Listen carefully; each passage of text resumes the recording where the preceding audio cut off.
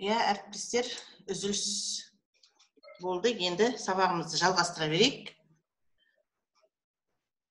Бүгін суббота болғаннан кейін үзілісімізді кішкене қысқартып, иә, 1-2 минут үзіліс жарайды ғой бізге. Солай ма?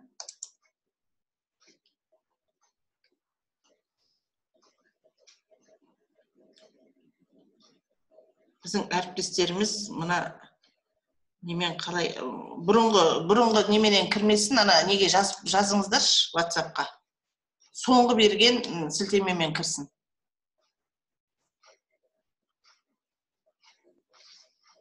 Әлі күнге дейін мына неге жаңа соңғы берілген апайдың жібергені бар ғой, Ақбек апайдың. Соның үстін басасыздар да, сосын Zoom деген таңдайсыздар. Сөндіріңізші, Айгүл, мына жақтағы. Иә, қазір. Сөндіріп, сосын барып ана кісілер менен айтарсыздар. Жарайды, жақсы әріптестер, қосыла берер, жайлап біз сабағымызды жалғастыра берейік.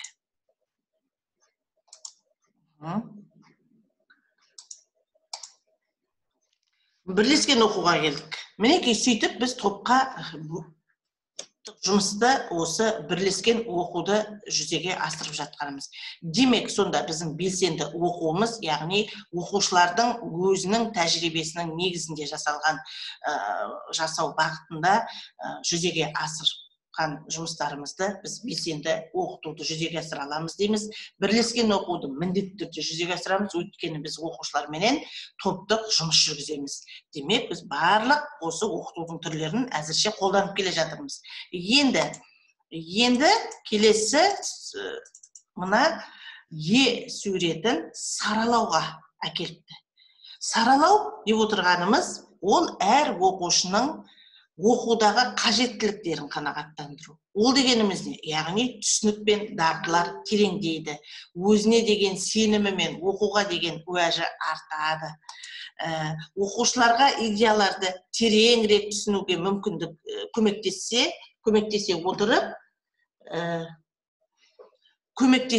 отырып, шығармашылыққа ынталандырады.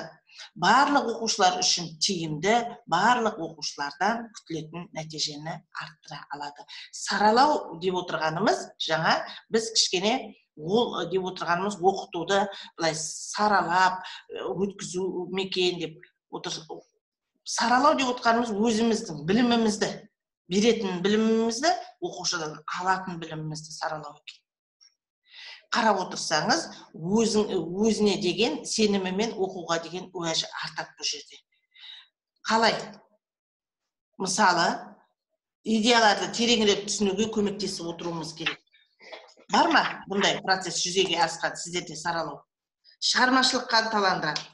Мысалы, бүгінгі біздің сабағымыз, мысалы бастауыш сыныптарда айталық, балапан әнін үйрету. Түсіндіру болмаса. Бола ма? Бар ма? Осындай бірдеңелер? Бар шығар енді. Мысалы, мен мысалға айтайын, сендер өздеріңіздің пәндеріңізге, өздеріңіздің тақырыптарыңызға келістіріп аласыңдар болады. Енді осы мен саралауды қалай жүзеге асырамын? Яғни, бүгінгі біздің сабағымыздың тақырыбы балапан әнін үйрету, я болмаса тыңдау болатын болса да, өлеңін тыңдау болатын болса, мысалы, мен мана бір жағынан пәнаралық байланысты жасаймын, және балаға манағы идеяны тереңірек түсінуге көмектесем де, манағы шығармашылыққа ынталандыруым керек. Саралау жасау үшін, жүзеге асыру үшін. Демек, балалар, мынау не, мысалы, мен пішіндерді көрсетем. Мынау қандай пішін? Сопақша әрине. Бұл неге ұқсайды балалар? Жұмыртқаға. Сосын тағы неге ұқсайды? Айта береді. Олай болатын болса, ал біз осы пішіннен біз кәне өзіміз осы пішінді өзіміз ұнататын бір суретке айналдырайық. Әдемі бір бейнеге. Біреуі балапан жасап атады, біреуі жаңағы тағы бірдеңелерін жасап атады. Солай ма?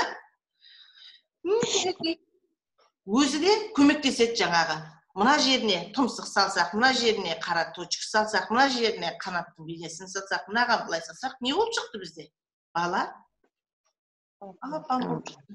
Мінекей, біз манағы шығармашылыққа ынталандырып жатырмыз ба? Мысалы, ол пішін тек қана болғаны. Математикамен біз байланыстырып тұрмыз. Солай ма? Пішін. Пішінді біз неге айналдырдық? Балапанға айналдырдық. Өйткені біздің сабағымыздың тақырыбы балапан тыңдау. Сол сияқты сіздерде де, мысалы, қарапайым дауыс шықпай тұр менде дейді. Енді ырысты өзіңізде настройка, бізде бәрі жақсы сияқты, дұрыс сияқты бізде. Солай ма, апайлар? Иә. Бізде бәрі дұрыс, сіз өзіңіз настройкаңызды жақсылап келтіріп алыңыз. Мінекей, осы саралауды, яғни айтқанда, жаза қойыңыздаршы чатқа, дауыс шығып тұр бізге жақсы деп. Ана кім сұрап жатыр арысты. Яғни оқушылар үшін бұл тиімді. Бір нәрсеніден идея туындатып, шығармашылыққа бұны алып жол ашады, саралау. Яғни айтқанда, біз мысалы бір нәрсені үйрету үшін баланы қызықтырып, идея туындатып, мысалы жағдаяттық тапсырмаларды да беруге болады бұл саралауда. Жағдаяттық тапсырмалар не? Мысалы, жағдаяттық қандай тапсырмалар болуы мүмкін сіздерде? Бар ма ондай процестер сіздерде? Ситуация. Бар ғой, де? Ситуация бар ма? Әріптестер? Бар. Мысалы, қандай? Сіздер тәжірибе, практик сіздер ғой, енді айтыңыздаршы, сіздер мұғалімсіздер ғой, өз тәжірибелеріңізден айтыңыздар. Қандай жағдаяттық нелер болуы мүмкін? Или болмаса бүгінгі сабақтың тақырыбы балапан, мен кете берейікші қосын енді сол. Сол, мысалы, балапан болатын болса, балапанға байланысты біз не істетуімізге болады? Әңгіме құрастыруымызға болады, солай ма?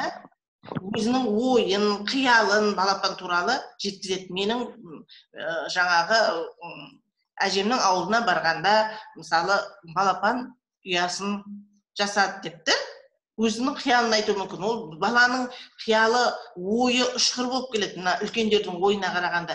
Үлкендер алдын, артын, дұрыс айтып жатырмын ба, бұрыс айтып жатырмын ба деп, мысалы, ойланып, толғанып, ол өз ойын дұрыс жеткізе алмауы мүмкін үлкендер.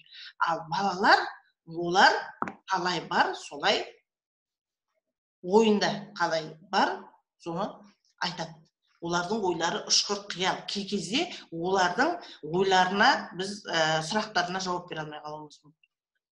Сондықтан шығармашылықты ынталандыруға мүмкіндік беру үшін сол балалардың ойын қызықтырып, манағы шығармашылығын жүзеге асыру үшін біздің әрине сыни тұрғыдан ойлауымыз, манағы идея туындату жағымыз өте жоғарғы деңгейде мықты болу керек. Мысалы, міне саралау мінекей осылай жүзеге асады. Яғни айтқанда, қажеттіліктерді қанағаттандыру, оқушының қажеттілігін қанағаттандыру. Мен, мысалы, қуыршақ деген ән болатын болса, балапан деген ән болатын болса, би болатын болса, соны үйретуім керек болатын болса, сіз манағы баланың қажеттілігін қанағаттандыруыңыз керек. Яғни ол баланы қуыршақ сияқты қуыршағы әңгіме құрастыр, я болмаса қуыршағың туралы ойлан, қуыршағың сенің қандай, я болмаса сен не істер едің деген сияқты манағы баланың қызығушылығын, идеясын туындатуға сіз беруіңіз керек, жұмыс жасауыңыз керек.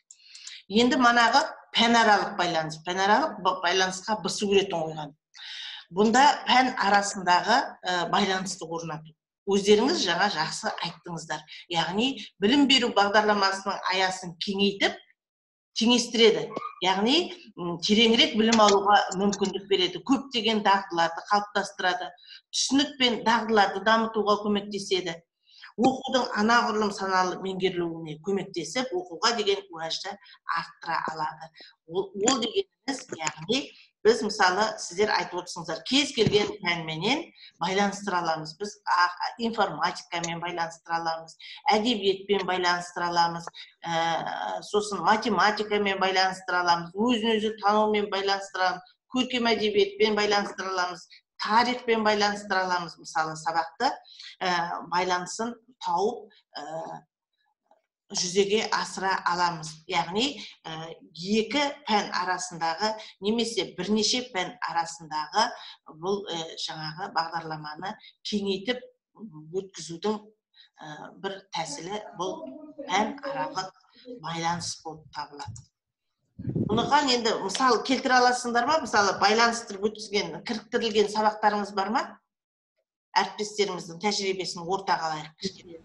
Иә? Тақырыбындай, мысалы музыкамен бейнелеудің байланысы деген. Иә, қалай жүзеге асырдыңыз осыны?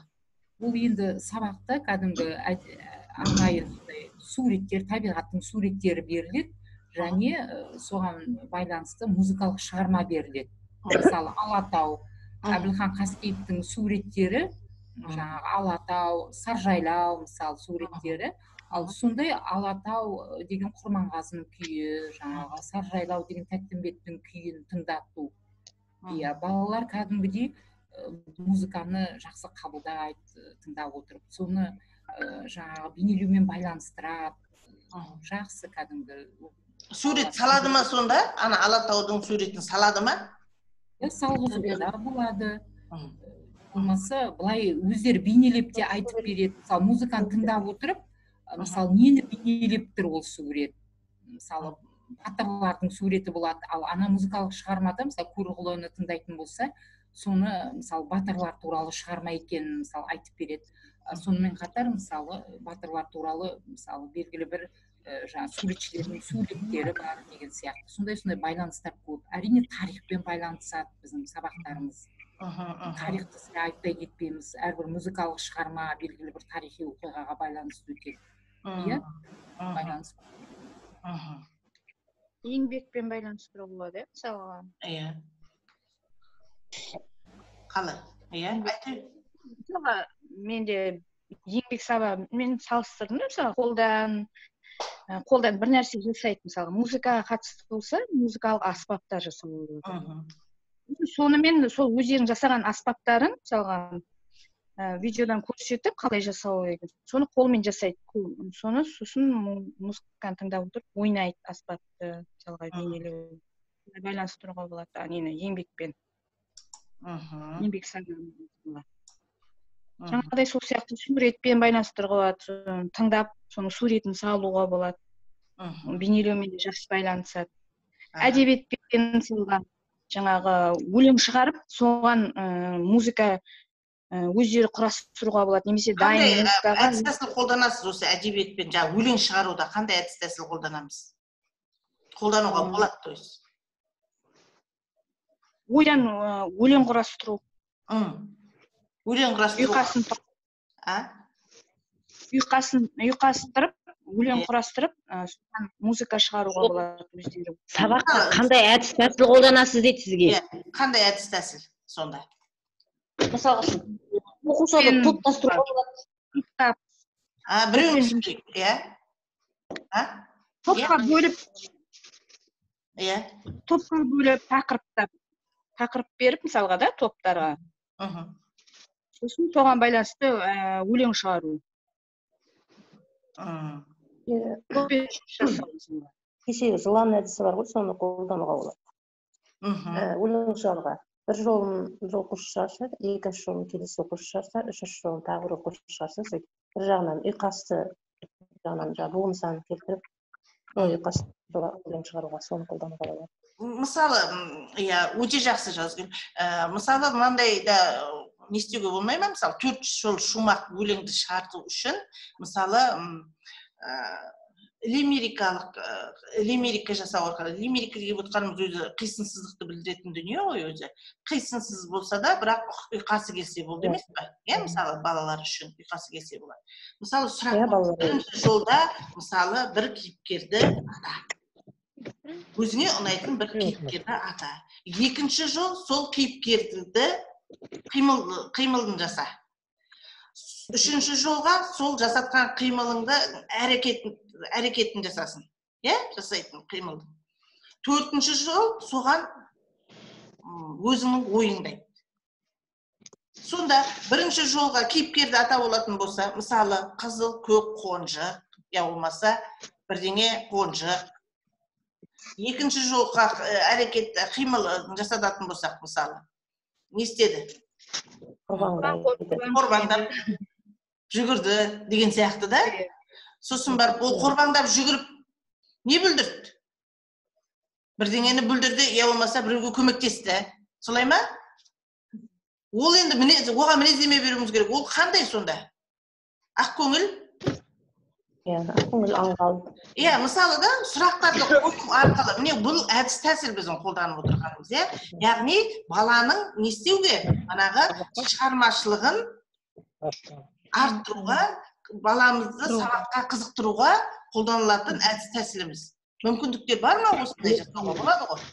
Мінекей, сонда біз пәнаралық байланыста біз немен байланыстырып тұрмыз? Яғни әдебиетпен, манағы қазақ тілімен, сөздік қорымыз, байту мақсатында, сөздік қорымызды молайту мақсатында біз мысалы пәнаралық байланысты жүзеге асырамыз.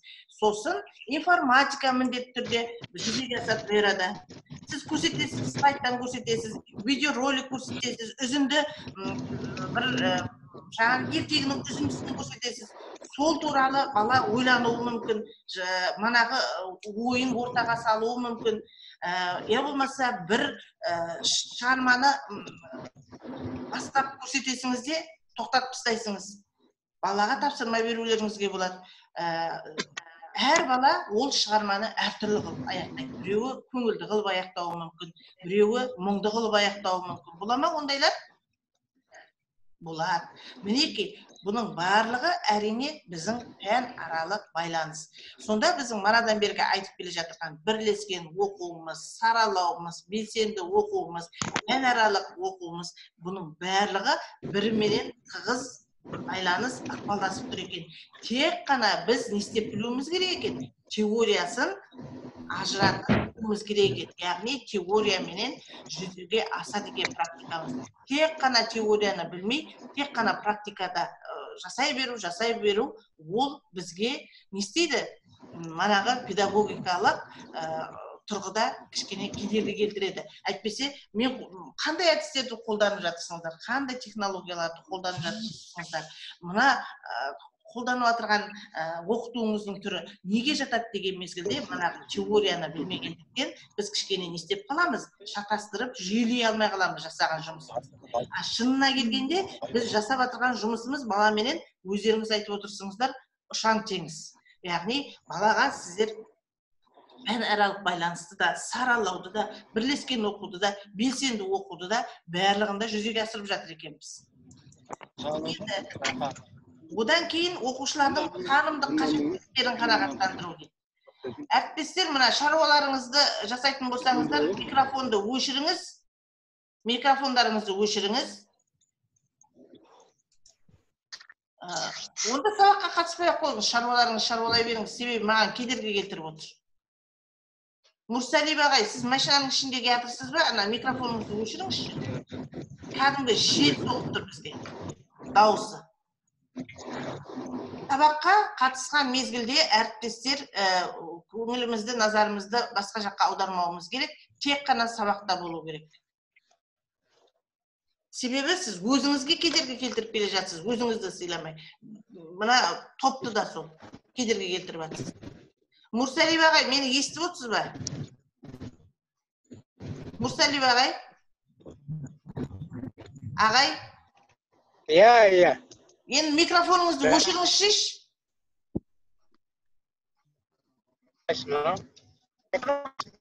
Микрофонды өшіріңізші, мені естіп отырсаңыз.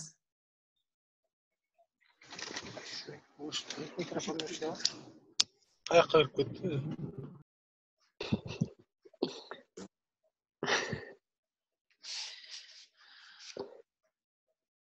Микрофоныңызды өшіріңіз, шаруаңыз болса, видеоңызды да өшіріп, сабақтан шығып кете қойыңыз. Кедергі жасап отырсыз кәдімгідей. Сабаққа қатысасыз ба, дұрыс қатысыңыз. Бұл мемлекеттік курс қой, ағайлар мен апайлар.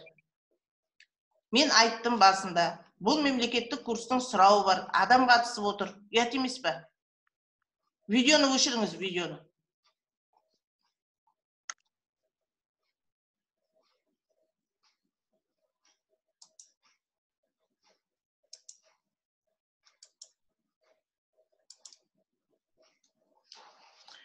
оқушылардың танымдық қажеттіліктерін қанағаттандыру. Яғни уәжді және өзін-өзі бағалау деңгейін арттырады. Танымдық қажеттілік деп отқанымыз ол санадағы нәрсе. Солай ма? Яғни балаға біз өз жұмысын жақсартуына мүмкіндік беруіміз керек, барынша тиімді оқу жолдарын түсінуіне көмектесуге мүмкіндік беруіміз керек.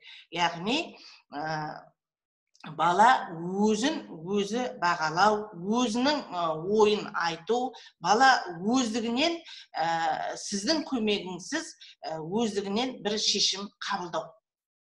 Яғни оқушылардың танымдық қажеттіліктерін қанағаттандыру. Мен айтайын, мені тыңдап көріңіз, менің ойымша былай, мен мінеки мына дүниені жақсы меңгердім, болмаса мен жаңағы мысалы өзінің оқушы қатарындағы оқушының ойын мен құптаймын, оның ойы өте дұрыс болды, менің ойым бұрын былай еді, ол оқушының айтқанынан кейін маған мынандай ой келді деген сияқты манағы танымдық қажеттіліктерді қанағаттандыруға біз мүмкіндік беруіміз керек. Яғни балаға өз жұмысын жақсартуына мүмкіндік беруіміз керек. Мен мына тапсырманы былай орындадым. Енді мына ақпараттан кейін, болмаса сіздің айтқан мынандай тапсырманы орындау барысында менің ойым өзгерді деген сияқты манағы жақсартуына, өзінің жаңағы жұмысын жақсартуға, келесіде мен осындай қылып орындауға жұмыстанамын деген сияқты манағы мүмкіндіктерді біз баланың танымдық қажеттіліктерін қанағаттандыруға осы бағытта жұмыс жасаймыз екен. Өзара талдау одан кейінгі. Высы көретін өзара талдауға қойған. Яғни оқушылар берген тапсырманы өзара не істейді? Талқылайды. Яғни көбірек үлес қосуына мүмкіндік беруіміз керек оқушылардың. Сіздің ойыңызша, мен мысалы сіздерменен жүзеге асырып отырған оқыту әдістерім, мінекей көбіне осы әдістердің барлығын жүзеге асырамын. Өзара талқылауға, кәне ойларыңызды айтып көріңіздер. Сіздің ойыңызша қалай? Балаға көбірек мүмкіндік беру керек. Сол кезде өз болашақ, балаға мүмкіндік беру, балаға өзінің ойын ортаға салғызуға мүмкіндік беру. Біздер дейтін бұрын бала ортаға шығып жасқанып айта алмайды, айтайын деген дүниесін. Яғни айтқанда өмірге жасқанша көбіне ұят болады деген менен мысалда. Бірақ ол да керек әрине, біздің ұлттық құндылығымыз, өзіміздің салт дәстүріміз, бәріміз, менталитетіміз, мысалы да қазақи. Бірақ дей тұрған менде қазіргі заманның ағымы, бала өз ойын жеткізе алмаса, бала өзінің орнын таба алмайды. Яғни ненің қалыптастыра алмайды. Баланың мені қай уақыттан бастап қалыптасады?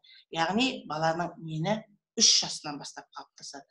Біз 3 жастағы балаға менің қалыптастыруға сол кезде мүмкіндікті бермесек, біз уже кеш қалдық. Өйткені бала жеке тұлға болып мені қалыптасатын жас 3 жас екен. Манағы 3 жаста бала мен өзім ішемін, мен өзім киемін, мен өзім ұйықтаймын, мен өзім отырамын, мен бәрін өзім істеймін, мен істеймін, өзім мен деп қалыптасатын уақыты манағы 3 жас екен. 3 жаста біз барамызда манағы балаға күйіп қаласың, іше алмайсың, төгіп аласың, дұрыс ұйықтай алмай қаласың, жерге жатып қаласың, төсекке жатпай қаласың, киіміңді теріс киіп қоясың, бүйтіп қоясың, сөйтіп қоясың. Анау жай өзімен өзі киініп, өзімен өзі тамақтанып, өзінің әлі келгенінше жасап отырған жұмысына біз шыдамсыздық танытып, тез-тез киіндіріп тастаймыз, тез-тез тамағын беріп тастаймыз, тез-тез төсекке жатқызып тастаймыз. Өзім бәршүкке барам десе, жоқ, сен қазір далаға сеп қоясың, жоқ, мінекей, менің барлығын өзіміз құртып, манағы балаға өзіміз барлығын жасап тастаймыз да. Енді бала өзіне өзі қызмет ететін уақытта қызмет ете алмайды. Өйткені мамамыз қызмет етіп тастады бізге. Міне баланың менін біз өзіміз қалай жоғалтып аламыз. Ол бала 18-ге келді, ол бала 20-ға келді, ол бала 25-ге келді. Әлі мама тамақ салып берші, мама киімімді жуып берші, мама киімімді өтектеп берші. Міне манағы жоғалтқан меніміз, қалыптастыра алмаған кезіндегі меніміз біздің 25-ке, 30-ға, 40-ға келсек те не істей алмай отырмыз? Менімізден жүзеге асыра алмай қалып отырмыз. Мінекей сондықтан мына балаға әрине өзара талқылау да өзінің ойын, өзінің үлесін қосу, өзі жай істесе де ол тиянақты істеуіне баланың мүмкіндік беру, мінекей біздің 3 жастан бастап қалыптасатын менді біз жоғалтып алмауымыз керек, соны әр кезеңде жүзеге асырып отыруымыз керек. Яғни оқушылардың бір-біріне білім мен дағдыларын үйретуіне жетелеуіміз керек. Яғни айтқанда манағы үлкеннің көмегінсіз, мұғалімнің көмегінсіз оқушылар өздері проблемаларын өздері шешуге мүмкіндік беруіміз керек. Яғни айтқанда орындай алмай отырған тапсырмаға шыдамсыздық танытпай, біз шыдамдылықпенен балалардың жай орындасын, тез орындасын, балаға мүмкіндік қарастыруымыз керек, өзара талқылауына мүмкіндік беруіміз керек. Ол уақыт жетпей қалды ма, қосымша уақыт беріңіз. Мысалы, мен сізге осы әдісті қолданып отырмын ғой, үлгердіңіздер ма? Уақыт керек па қосымша? Мен мысалы, бұның ішінде сіздерге білім сатысы оқуын өткізіп отырғанда, мен мына жерде мына технологияны қолданып жатырмын, мына жерде сізге мынандай әдіс тәсілді қолданып жатырмын деп көбіне айтпаймын. Шынына келгенде, бұл жерде сіздермен кеше ғана 2 күн-ақ болды ғой, мінекей бүгін. Барлық уақытта да өзіміздің тактикамызды, өзіміздің әдіс тәсілдерімізді жүзеге асырып жатқаны көрініп тұр.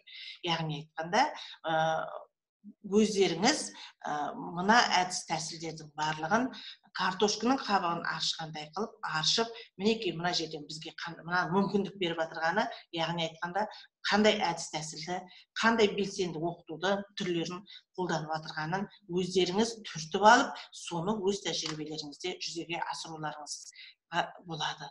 Яғни айтқанда, біз осы өзара талқылаудың өзінде де, мінекей осы бүгінгі сабақтың өзінде де, мысалы, талқыға саламыз. Бүгін нені өттік, қандай әсерде болдық, сабақта не үйрендік, оны болашақта қалай жүзеге асырамыз деген сияқты өзара талқыға саламыз. Мінекей өзара талқылау процесі осылайда кез келген тапсырманың тұсында орнын алып тұрады. Міне әріптестер, сонда белсенді оқытудың да осы өзара талқылау түрі де біршама біздің тәжірибемізде орын алады. Одан кейін ақпараттық коммуникациялық технологияларды пайдалану. Яғни айтқанда, АКТ-ны пайдалану. АКТ технологияларды пайдалану, яғни белсенді оқытудың қызықты тәсілдерін ұсынылады. Уәжді арттыралады, зерттеу жүргізу, қарым-қатынас жасау, ынтымақтастық орнату, тиімді тапсырмаларды тиімді іске асыру үшін қолданады. Және оқушыларды ақпарат іздеп, өз тәсілдерін табуына мүмкіндік бере отырып, олардың өз үлесін қосуына септігін тигізеді. Сыныптан тыс өз бетінше білім алуға мүмкіндік береді. Бұл ақпараттық коммуникациялық технологияны, мысалы, қолданбайтын мұғалім кемде-кем. Өздеріңіздің тәжірибелеріңізден кешеден бері қарай айтып жатырсыңыздар. Мен мысалы АКТ-ны былай қолданамын деп айтып жатырсыңыздар. АКТ-ны соның ішінде сіз музыка пәнінің мұғалімі, сіздің қолданбайтын күніңіз жоқ. Өйткені телефонды қолданасыз, музыкальный центрді қолданасыз, интерактивті тақтаны қолданасыз, проекторды қолданасыз. Солай ма? Мен дұрыс айтып отырмын ба? Компьютерді қолданасыз. Барлығы не екен? ақпараттық коммуникациялық технологияларды қолдану. Ол дегеніміз мұғалімдер үшін қосымша көмекші құрал екен. Яғни айтқанда телефонның аудиосында қолдануыңызға болады, барлығын қолдануыңызға болады. Енді мен мысалы, мен мынаны былай қолданамын, мен былай қолданамын дегенде, енді музыка пәнінің қолданбайтын, мен онда былай сұрақ қояйын, оған сұрақ қоймай кеткенім ыңғайсыз болар. АКТ-ны қолданбайтын музыка пәнінің мұғалімі бар ма деп сұрақ қойайын араларыңызда. Жоқ. Солай ғой, барлығын қолданасыздар ма? Иә. Мен қолданып көрген жоқпын, маған қиындық келтіріп жүр деген мұғалім бар ма араларыңызда? Ондай жоқ. Ондай жоқ араларыңызда. Өте жақсы. Иә, олай болатын болса, біз АКТ-ны үнемі сабағымызда қолданамыз. Және қалай қолданамыз? Ертеңгі, арғынғы өзіміздің сабақтарымыз бар, практикамыз бар, араласатын. Міне, сол кезде біз өзіміздің сабағымыздың тұстарында көрсетеміз. Модельдеу. Модельдеу белсенді оқыту әдісінің бірі. Модельдеуді біз қалай жүзеге асырамыз? Яғни айтқанда, іске асып жатқан ойлау үдерістерін түсіндіре отырып мысал ұсыну. Модельдеу деп отқанымыз осы. Яғни оқушыларды бір мезгілде пән мазмұны туралы ойлануға және сарапшы ретінде әрекет етуге жетелейді. Модельдеу, яғни оқушылардың өз бетінше жұмыс істеуіне көбірек мүмкіндік беріп, тапсырманы кезеңдерге бөлу. Үдеріс туралы ойланып, рефлексия жасауға ынталандырады. Яғни модельдеу деп отқанымыз бір тақырыпты, мысалы бүгінгі біздің сабағымыздың тақырыбы, мысалы алатын болсақ, сол не қыл деген, мысалы жаңағы айтыстарды қалай айтып едім, түрлері деп едіңіздер, сабағымыздың тақырыбы, мысалы айтыстың түрлері болатын болса, соны модельдеп, мысалы бір кезеңнен кезеңге, этаптан этапқа өтіп, сол айтыстың түрлерін балаларға ұғындырып шығу. Бірінші кезең ақпарат беру кезеңі. Екінші кезең тәжірибе жасау кезеңі. Үшінші кезең қорытындылау, нәтиже алу кезеңі. Мінекей, модель деп атырық. Ақпарат алу кезеңінде біздер, мысалы, баланы 3 топқа бөліп тастадық та, түрлерін беріп тастадық. 3 түрлі айтыс. Сен мына қайып айтысты, сен мына айтысты, сен мына қыз бен жігіт айтысын туралы ақпарат бересің. Бұл ақпарат алу кезеңі, бірінші кезең. Екінші кезең практикалық, тәжірибелік кезең. Яғни, манағы 3 топ не істейді соны? Қайым айтысын, ана айтысты, мына айтысты орындап береді бізге.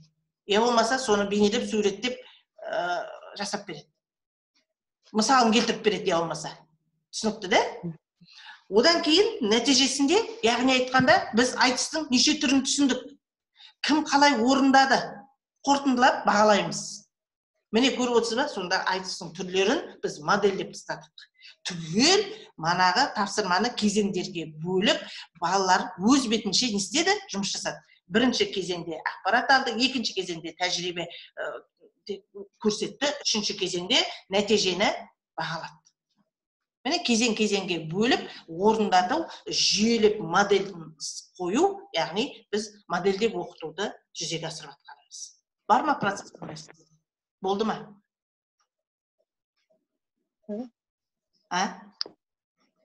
Болды ма? Мысалға келтіре аласыздар ма? Мысалы, мен мынандай тақырыпты ең бірінші мынандай қылып алдым, сосын мынандай қылып алдым, сосын мынандай қылып нәтиже алдым деп айтылатын сабақтарыңыз бар ма? Бір нәрсені. Бұл модельдеуді мысалы бөлім бойынша да, 90 бойынша да жүзеге асыруға болады. 90 бойынша тақырып бар ғой. Сол тақырыпты ашу үшін біз тақырыпшаларға бөліп күнделікті сабағымызға өткіземізде, сол тақырыпшалар түгел орындалған мезгілде, түгел тақырыпшалар өткен мезгілде, манағы 90-ның тақырыбы ашылады. Солай ма? Міне модельдеу. Түсінікті ма пайда, түсініксіз ба? Кішкене сәл ойланып отырмыз ба? модульдік оқыту бұрыннан бар ғой. Яғни модельдік оқыту бізде жүзеге асып жатыр. Біз өзіміздің сабағымызда күнделікті жүзеге асыра алмасақ та, қалай болмасын, біз бағдарламада біз модельдеуді жүзеге асырып отырмыз. Себебі бізде өтпелі тақырып дейтін болады ма, жаңағы үлкен тақырыптарыңды қалай айтады 90 бойынша? Тарау ба, бөлімше ме? Бөлім бойынша ма? Бөлім бойынша. Иә, сізде бөлім бойынша ғой, солай ма? Міне, мына бөлім, бірінші бөлім бойынша үлкен тақырыпты атаңызшы, бір үлкен тақырыпты. Табиғат және қоршаған орта. А? Табиғат және қоршаған орта. Иә, табиғат және қоршаған орта. Бір бөлімде. Осы табиғатпенен осы қоршаған ортаны ашу үшін сіз манағы табиғаттың тақырыпшаларын, қоршаған ортаның тақырыпшалары, яғни айтқанда мезгілдер, жыл мезгілдері, жаңбыр, бірдеңе, шірдеңе, күз, сосын ауа райы деген тақырып. Ауа райы деген тақырыпшалардың барлығын өтесіңіздер де барасыңыздар да манағы немене жаңағы табиғат бөлім тақырыпты. Иә, ұмытып қалдық қой. Соны барасыңыздар да ашасыңыздар. Міне модельдеу дегеніміз осы. Енді осыны өздеріңіз кішкентай ғана сабағыңызға, күнделікті сабағыңызға айналдырып аласыз. Мысалы, ауа райы деген тақырып болатын болса, тақырыпшаның ішінде ауа райында модельдеуге болады. Бірінші не істетесіз? Бірінші не істетуге болады ауа райында? Иә, бақыт микрофоныңызды қосыңыз, естілмей қалды. Ауа райының қандай түрлері бар, бөліп алуға болады ма? Иә, ақпарат, ауа райының түрлері туралы ақпарат береміз. Ауа райы дегеніміз не жалпы өзі құбылыс? Табиғаттың құбылысы. Табиғат жыл мезгілдерінде қалай өзгереді? Ауа райы 4 жыл мезгіліне орай. Ауа райы 4 түрлі болады. Сонда 4 жыл мезгілде. Иә, мысалы біз сонда ауа райы туралы ақпарат беріп алдық. Екінші, сол ауа райын тағы не істейміз? Екінші бөлімде не істетеміз? Не істетуге болады? Ең бірінші мысалға ауа райының жыл мезгілдерін бөлуге болады. Сосын ауа райының күнде қалай өзгереді? Мысалға бөлуге болады. Сосын бөлімде қалай өзгереді? Біреуіміз сөйлейікші, кім бақыт, даусың, естілмей тұр ма? Енді естіліп жатыр, Мысалға жыл мезгілдерін бірінші үлкеннен бастайтын болсақ, жыл мезгілдерінде табиғат қалай өзгереді. Сосын соның ішінде бір жыл мезгілінде қалай өзгереді табиғат. Бір айда, бір сезонда. Бұрынғы кезде ауа райын қалай зерттеген, қазіргі таңда ауа райын қалай зерттейді, сол екеуінің айырмашылығын айтамыз. Мысалы, бұрынғы кезде қарғалар аспанда көп болса, ертеңгі күні ауа райы құбылады, өзгеріс болады деп. Сосын қазіргі кезде ауа райын зерттеу арнайы құралдармен зерттейді, ауа райын зерттейтін деп. Сол туралы мағлұмат береміз, сол екеуін байланыстырып, айырмашылықтарын айтып кетеміз. Ауа райын зерттеу туралы. Қалай болжаған, бұрынғы кезде ата-бабаларымыз ауа райын қалай болжаған, сол туралы айтып кетуіміз керек. Қазіргі кезде ауа райын қалай болжайды, сол туралы айтуымыз керек балаларға. Иә, бұл енді бірінші кезең, ол бірінші кезеңі ма, сонда ақпарат беріп жатсыңдар. Екінші кезең. Соны музыкада қалай өзгереді, табиғат өзгергенде? Екінші кезеңде уже практикаға салуымызға болады. Иә, жел, жаңбыр, бұлтты деген сияқты. Соларға жаңбырдың дыбысын салайық, желдің дыбысын салайық. Сабақты қылып тұрамыз да сол туралы. Мысалы, жаңбырдың дыбысын саусақтар арқылы осылай жаңбырдың дыбысын саламыз. Желдің дауысын салайық. Кемпір қосақтың бейнесін бейнелейміз.